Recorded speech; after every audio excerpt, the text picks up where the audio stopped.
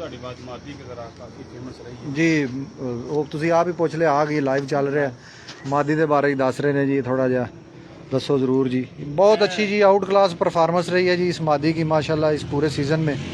वो मैं आपको दिखाता भी हूँ मत मारे इस मादी का नाम रखा ये मत मारती रही है जी अपने ਸਰ ਨਾਂ ਇਹਦਾ ਰੱਖਿਆ ਪਿਆਰ ਨਾਲ ਵੈਸੇ ਤੇ ਸਾਡਿਆਂ ਉਸਤਾਦਾਂ ਦੇ ਜਿਹੜੇ 3 ਨੰਬਰ ਕਬੂਤਰ ਨੇ ਮਸ਼ਹੂਰ जी ਇਹ ਉਸ ਬਲੱਡ ਦੀ ਹੈ ਉਸ ਖਾਨਦਾਨ ਦੀ ਹੈ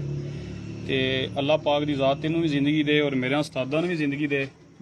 ਕਿ ਕੋਈ ਵੀ ਪ੍ਰਵਾਜ਼ ਛੋਟੀ ਜੀ ਪਹਿਲੇ ਦਸਤੇ ਦੀ ਇਹ ਪੱਠੀ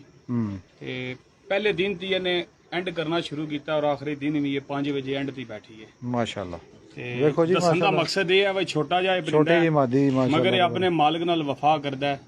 बिल्कुल ਔਰ ਅਸੀਂ ਇਨਸਾਨ ਹੀ ਆ ਜਿਹੜੇ ਥੋੜੇ ਜਗ੍ਹਾ ਪਿਛਾਂ ਹੋ ਜਾਂਦੇ ਆ ਦਾएं ਬਾएं ਡੰਡੀ ਮਾਰਨੇ ਆ ਤੇ ਔਰ ਇਹ ਬਹੁਤ ਅੱਛੀ ਉੱਡੀ ਹੈ ਤੇ इंशाल्लाह मजीद अगू भी ਇਹਦੀ ਜ਼ਿੰਦਗੀ ਹੋਈ ਉਸਤਾਦਾਂ ਦੀ ਹੋਈ ਤੇ ਕਬੂਤਰਬਾਜ਼ੀ ਅੱਛੀ ਹੋਈ। लो जी ये मादी का ये टाइम आ गया जी मेरे पास ये ठहर जाओ रखो ये हाथ में जी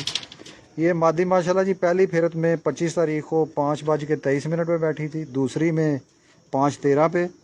उसके बाद 4:30 पे चौथी फिरत में 3:01 पे पाँचवीं में 2:58 पे और उसके बाद फिर छठी फिरत में 5:27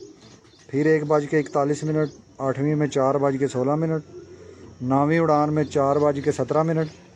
और 10वीं में 5:20 और 11वीं फिर आखिरी उड़ान थी जो कल उसमें भी माशाल्लाह ये 5 बजे बैठी है और इसके टोटल घंटे जो हैं 11 दिन के 124 मिनट बने हैं जी ज़बरदस्त जी माशाल्लाह ये जितने भी यहाँ पे बंदे हैं गुलनाज साहब आपके भी और एक दफ़ा इस कबूतरी के लिए तालियां होनी चाहिए जी माशाल्लाह क्या बात है जी ज़बरदस्त बिल्कुल छट दो जी और इस